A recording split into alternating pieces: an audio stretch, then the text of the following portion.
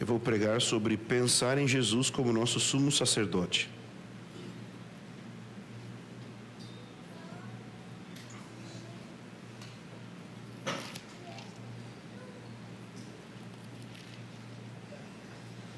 Hebreus capítulo 3. Pensar em Jesus como nosso sumo sacerdote. Se alguém conseguir um pouco de água para mim, eu agradeço. Eu esqueci minha garrafa em casa. Em Hebreus 3, versículo 1, diz assim: portanto, irmãos, participantes do chamado celestial, fixem os seus pensamentos em Jesus, o apóstolo e sumo sacerdote que confessamos. Essa é a palavra do Senhor, amém? Algumas versões vão dizer, considerai a Jesus, o apóstolo e sumo sacerdote que confessamos. E essa palavra considerai, ela tem o mesmo sentido aqui de fixem os pensamentos. Quando você considera algo, você fixa os pensamentos naquilo que você considera. É como quando você quer comprar um carro, por exemplo, e você fica considerando que carro você quer comprar. Então você compara carro com carro, você compara o ano, você compara o modelo, você fixa os pensamentos naquele carro. Bom, pelo menos é o meu caso. Quando você quer alguma coisa muito, você fixa os pensamentos naquilo. Então, a proposta aqui em Hebreus, ela é mais ou menos isso. Fixa os pensamentos em obrigado. Fixe os seus pensamentos em Jesus. O que, para o evangélico normal, para os livros que você vai ver, geralmente nas prateleiras das livrarias e nas pregações que você vai assistir geralmente, não é um bom conselho. Por quê? Porque geralmente o que vai ser proposto, e talvez geralmente o que você vai querer ouvir, é mais ou menos assim: me dá uma coisa prática, me dê assim os passos que eu tenho que ter para minha família melhorar, para minhas finanças melhorarem, para o meu trabalho melhorar. E veja, essas coisas são importantes. Sua família, seu trabalho, toda a sua vida é importante, tá? Mas existe uma coisa que vem antes disso, que é quem você é. As coisas que você faz são importantes, mas quem você é vem antes e é mais essencial e é mais importante. Então, quando esse conselho está sendo dado aqui sobre fixe os seus pensamentos, parece um conselho um pouco assim, sem muita prática. O que eu vou fazer com... Fica pensando em Jesus, só pensar em Jesus.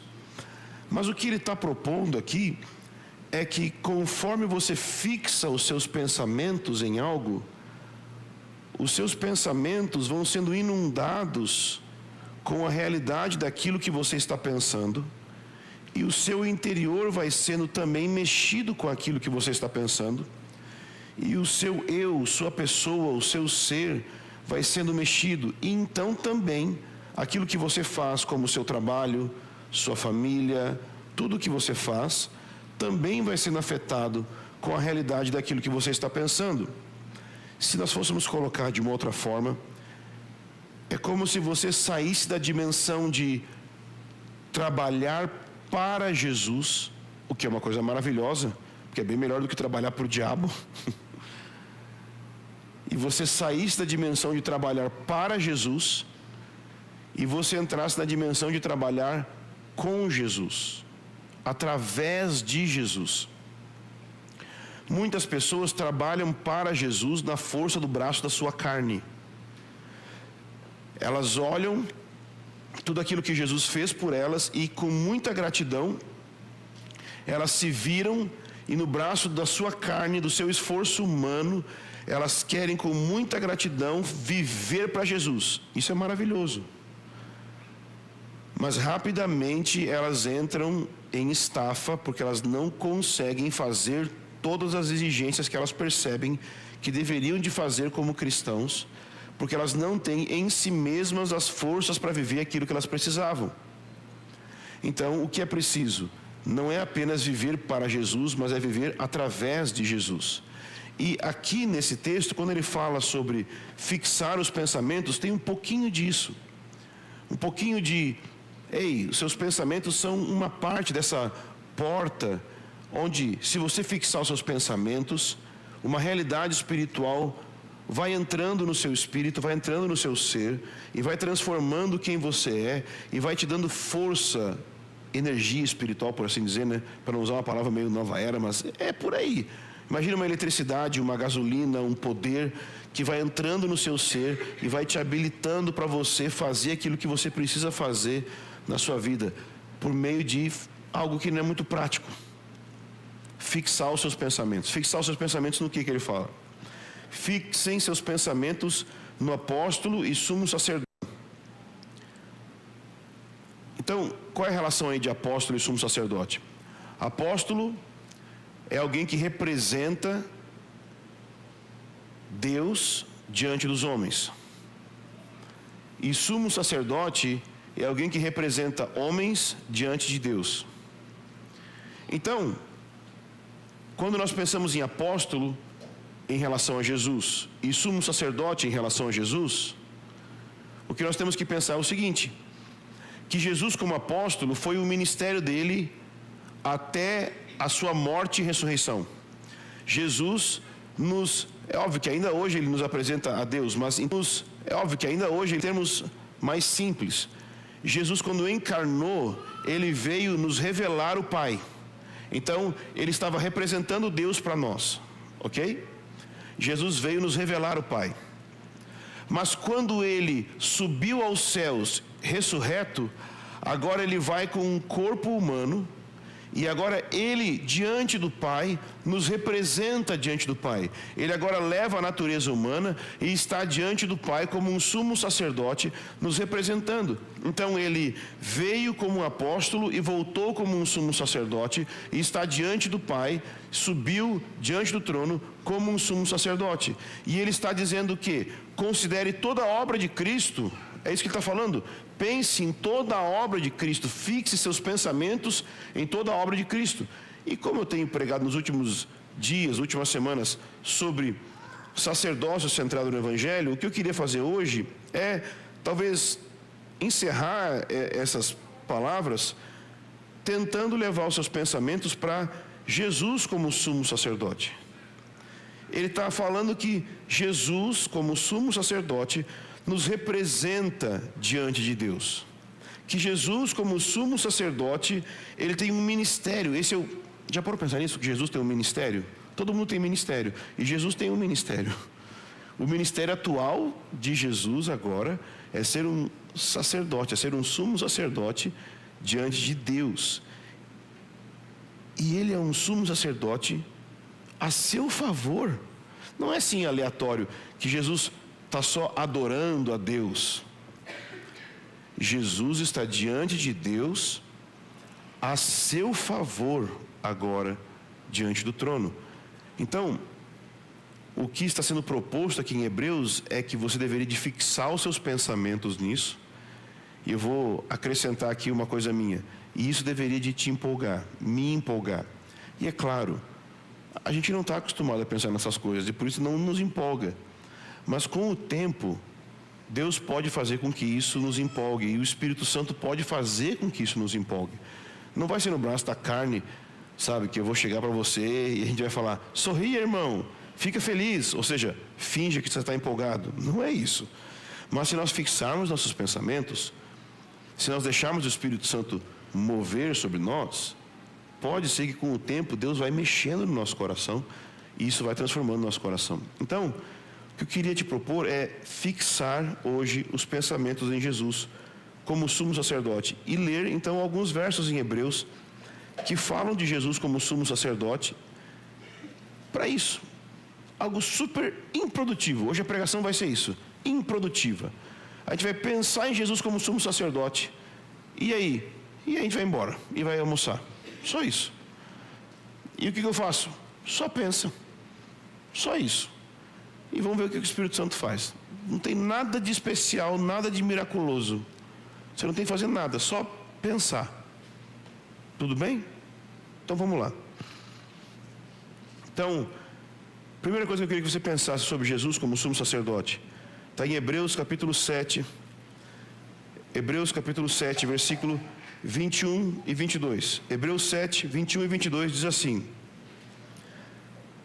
Eu vou começar desde o 20 para a frase ser completa. E isso não acontece sem juramento. Outros se tornam sacerdotes sem qualquer juramento. Mas ele se tornou sacerdote com juramento quando Deus lhe disse: o Senhor jurou e não se arrependerá, tu és sacerdote para sempre. Jesus tornou-se por isso mesmo a garantia de uma aliança superior.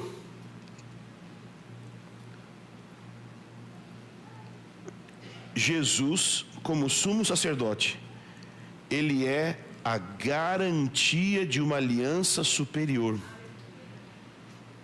E quando fala aliança superior, está falando da nova aliança. Quando fala de nova aliança, o que você pensa? Nada, né? A gente está tão acostumado com esse termo nova aliança, né? Nova aliança. Já viu aí, nova aliança? Nova aliança. Nova aliança. Essa nova aliança tem 2000 anos aí, tá até velha já, né? Tem 2000 anos de nova aliança? Nova aliança. Deus está sorrindo para você agora mesmo. Nova aliança significa: entre o céu e a terra está tudo bem com você. Nova aliança significa: Deus não está decepcionado com você. Mas sabe o que acontece? Eu ouvi esse exemplo e eu mandei mensagem para o irmão que deu esse exemplo. Falei: estou em lágrimas aqui, você não devia fazer as pessoas chorar não. Quem é apreciador de vinho, e eu falo isso com muito cuidado, se você teve um passado adicto de álcool, mas a Bíblia usa a analogia de vinho com alegria. Quem entende de vinho sabe que tem vinhos antigos que são bons vinhos. Imagine se a pessoa pudesse ter um vinho de 2000 anos, como é a nova aliança, e ele tivesse uma garrafa é a nova aliança, mas ele nunca abriu para beber. Eu tenho aqui a nova aliança, mas o que é isso aqui? Às vezes parece que a gente é assim. A gente tem esse negócio de nova aliança, mas nunca se embriagou na alegria de ser amado por Deus o suficiente, de acreditar que Deus está de verdade sorrindo para a gente, porque a gente tem medo que pode ser uma pouca vergonha esse negócio de acreditar que está tudo bem. A gente tem uma teologia, eu escrevi aqui, que é uma teologia do se eu, então Deus. Se eu fizer isso, então sim eu vou conseguir aquilo. Eu preguei aqui, teve gente que ficou escandalizada. Preguei no encontro de pastores e teve gente que ficou escandalizada, mas eu vou continuar pregando. Oração não traz avivamento, porque somente Cristo traz avivamento. Se minha oração não for a partir de Cristo, não tem como. Eu vou ser mais parecido com os profetas de Baal, me auto-sacrificando para trazer o fogo. Mas o fogo com Elias só veio porque ele colocou o altar de sacrifício da maneira certa. O fogo só vem no sacrifício de Cristo e não no sacrifício do meu legalismo ou da libertinagem também, qualquer coisa que eu faça. Se eu, então Deus, se eu tivesse feito mais, se eu tivesse feito a minha parte, se eu tivesse orado mais, se eu tivesse jejuado mais, se eu tivesse sido o melhor pastor, se eu tivesse sido o melhor pai, se eu tivesse sido a melhor mãe, se eu, então Deus, isso não é a nova aliança. A nova aliança é: Deus fez a parte que cabia a você e a parte que cabia a Ele, porque você nunca conseguiu fazer a sua parte. Então Deus veio na forma humana e fez a parte que cabia aos homens, e Deus então também abençoou a parte que era dele. Jesus é o mediador da nova aliança e ele garante essa nova aliança e a sua conexão com Deus não é mais baseada na sua performance, não é baseada em se você fizer, o quanto você orar, ou se você está se sentindo bem.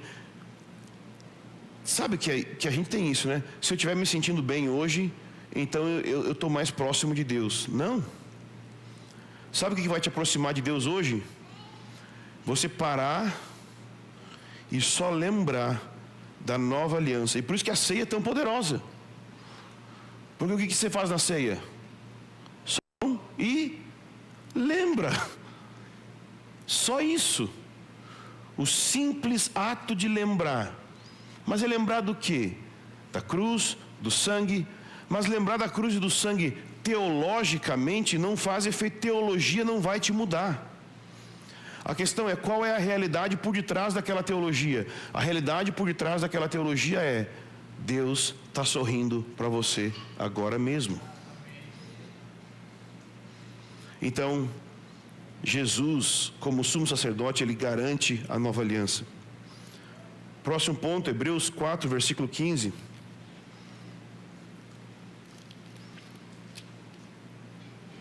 Hebreus 4, versículo 15.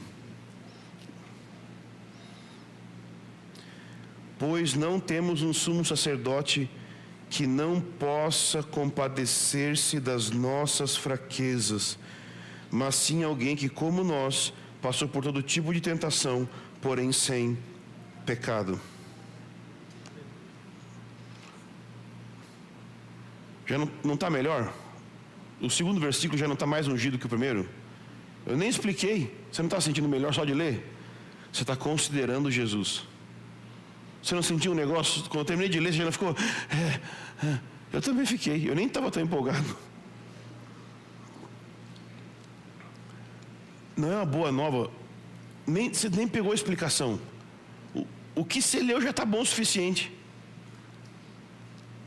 Nós temos um sumo sacerdote que se compadece das nossas fraquezas. Ou o sacerdócio de Jesus é a garantia do fim do espírito de vítima. Porque ele entende o que você está passando.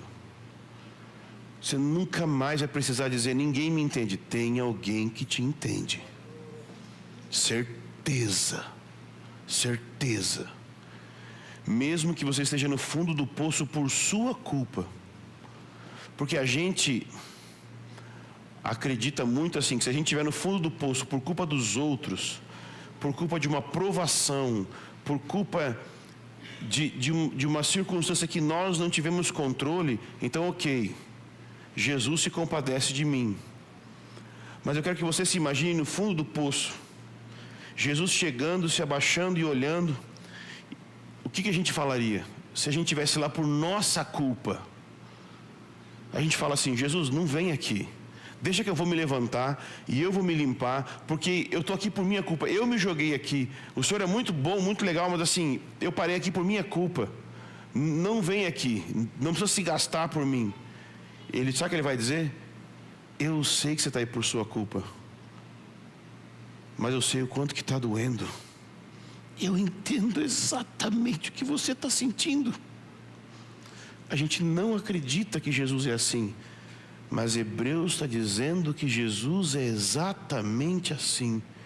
Não é que ele se compadece quando você está mal, só porque acontece uma coisa justa. Não, quando você erra feio em coisas assim, idiotas na sua vida, Jesus vai lá no seu nível e sente junto com você. Ele nunca pecou como você está pecando naquela hora, mas ele entende o que você está passando naquela hora claramente. Ele chora com você, ele fala: eu sei o que você está sentindo. Eu sei a vergonha que você está passando. Não porque ele pecou, mas porque ele tem uma compaixão, porque ele é o teu sumo sacerdote. Amém? Inclusive em Miqueias 7,18 diz que Deus se deleita em mostrar misericórdia para nós. Você sabia disso? Só que para Deus mostrar misericórdia tem um negócio aí, né? para Ele mostrar misericórdia, você tem que ter errado, né? Quer dizer que cada vez que você erra, o que acontece depois? Ao invés de Deus botar a mão na cintura e ficar: menino, menina, fez de novo. A reação de Deus no momento que você arrepende é: Deus se deleita em demonstrar amor e misericórdia em te perdoar. Como é que pode? Porque a gente não consegue acreditar nisso. Para a gente, se Deus demonstra misericórdia e amor por alguém que errou, isso vai dar uma pouca vergonha, que o sujeito vai se jogar pecando cada vez mais. Mas o que vai acontecer é o contrário. Essa pessoa vai mergulhar cada vez mais em santidade, em perdão, em graça. Porque Ele é o nosso sumo sacerdote, e nós devemos considerar e fixar os pensamentos nisso. Se você ler mais um versículo, versículo 16, próximo versículo diz assim: assim, aproximemo-nos do trono da graça com toda a confiança, a fim de recebermos misericórdia e encontrarmos graça que nos ajude no momento de necessidade. Jesus está num trono de graça. O sumo sacerdote está no trono da graça. Olha que paradoxo, porque quando nós pensamos em trono, nós pensamos em autoridade, em poder. E quando a gente pensa em graça, a gente não pensa em trono. A gente pensa numa coisa, né, macia, delicada. Mas Deus uniu essas duas coisas para dizer o seguinte: eu tenho a autoridade máxima para exercer misericórdia na sua vida no momento em que eu quiser. Dizer para mim a hora que eu tenho que exercer misericórdia sobre você ou não. Eu tenho a máxima autoridade. Eu tenho toda a autoridade nos céus e na terra para te perdoar a hora que eu quiser, para exercer graça a hora que eu quiser, para te dar toda a graça que eu quiser. Ou seja, eu sou o seu pai rico o suficiente para te dar toda a mesada e dinheiro que você precisar. Sabe aquela criança que quando precisa de dinheiro pede para o pai e não tem medo de pedir para o pai? A gente tem medo de pedir para Deus as coisas, né? Mas é aquela criança mimada que pede dinheiro para o pai a hora que quiser? Então, assim devemos ser nós, no sentido de pedir graça no momento de necessidade. É isso que o texto está dizendo. Não tenha medo de entrar na presença de Deus e pedir graça no momento de necessidade, que você precisa da graça de Deus. Por quê? Porque Ele tem um trono, Ele tem uma autoridade, Ele pode te dar graça sempre. Não é que Ele está numa cadeirinha de misericórdia, não é que Ele está precisando, tentando economizar misericórdia e graça. Ele tem um trono, Ele tem autoridade máxima, Ele é supremo, Ele é rico em misericórdia, rico em graça em todo o tempo. Esse é o nosso sumo sacerdote.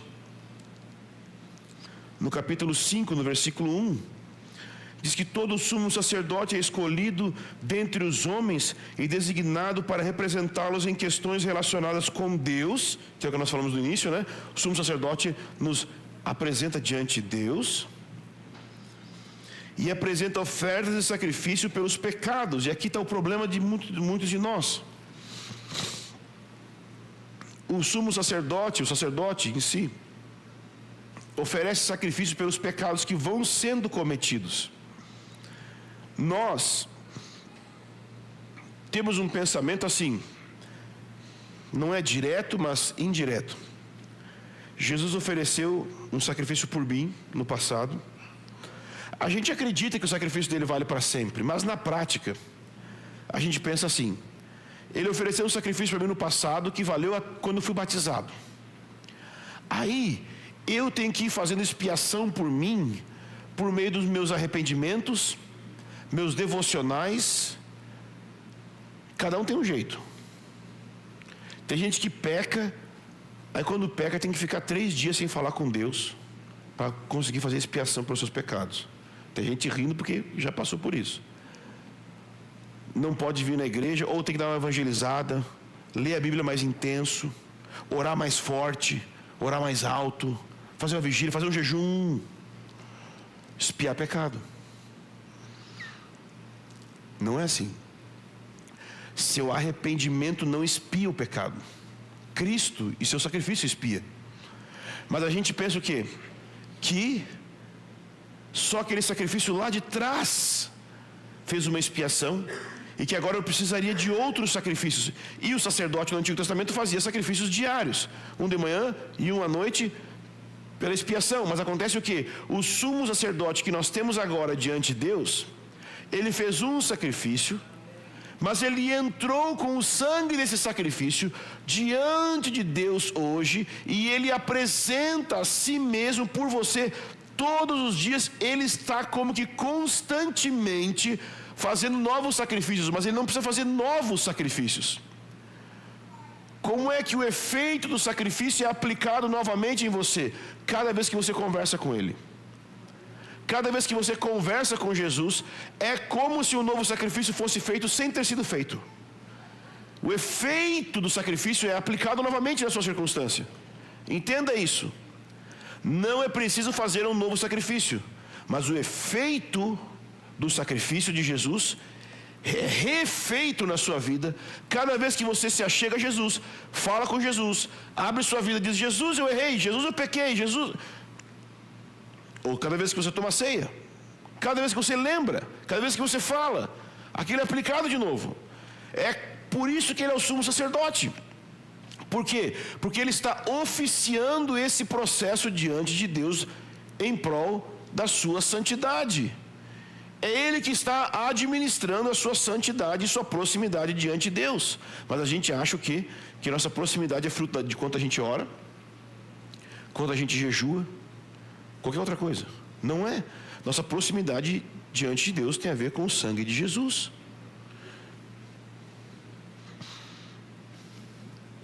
No versículo 2, o próximo versículo diz que ele é capaz de se compadecer. A maioria das versões diz dos ignorantes, dos que não têm conhecimento e se desviam, visto que ele próprio está sujeito à fraqueza. Está falando do sacerdote humano. Se o sacerdote humano se compadece dos ignorantes, imagina Jesus. Jesus olha para você e ele não fala aqui de ignorante no sentido de chamar você de burro, não é isso. Mas é que ele olha para suas incapacidades e ele tem misericórdia de você quando você não consegue alcançar os padrões que são estabelecidos. Não para dizer assim, fica aí andando fora do meu padrão. Não, não é isso. Mas lembra o bom e velho versículo que a cada manhã suas misericórdias se renovam? É isso. Ele tem misericórdia a cada manhã que se inicia. Ele fala: vamos de novo? Vamos tentar de novo? Vamos treinar de novo? Vamos aprender de novo? Ele vai continuar te ensinando. Ele não desiste de você. Ele tem compaixão dos ignorantes. Por isso que o versículo 9 vai dizer que ele é fonte de salvação eterna para os que lhe obedecem. E por isso que o capítulo 7, versículo 25, a gente termina aqui. Capítulo 7, versículo 25. Diz assim: portanto, ele é capaz de salvar definitivamente aqueles que por meio dele se aproximam de Deus, pois vive para sempre para interceder por eles. Lembra o exemplo que eu dei semana passada? Que muitos de nós sentem que estão de pé porque um dia tinha alguém intercedendo por nós, uma mãe, um pai, um parente. Imagina que Jesus está intercedendo por você agora mesmo. Isso significa que certamente você vai ficar de pé. Certamente, não importa a circunstância que você esteja vivendo agora, eu quero que você tenha hoje esperança de que você vai sair do outro lado, mais próximo de Jesus. Não porque você tem um currículo perfeito, não porque você é perfeito, mas porque tem alguém perfeito intercedendo por você. O sangue dele é suficiente para te manter até o fim. Amém? Jesus, nós estamos considerando você como nosso sumo sacerdote. pensando em você como nosso sumo sacerdote. Oramos pedindo, ajuda-nos a ter a mente renovada e pensar cada vez mais nisso. Afeta nossos afetos, mexe no nosso interior. Faz-nos lembrar que você está intercedendo por nós quando a gente se sente afastado, longe, por causa dos nossos sentimentos volúveis. Eu oro por cada irmão aqui, Senhor, que eles se sintam aproximados pelo sangue, independente do currículo, independente de como se sentem externamente, que a sua consciência agora seja sensibilizada pelo sangue de Jesus, que a memória seja renovada pelo sangue de Jesus, que cada coração seja ministrado. Jesus, você é o nosso sumo sacerdote. Muito obrigado. Muito obrigado, Senhor.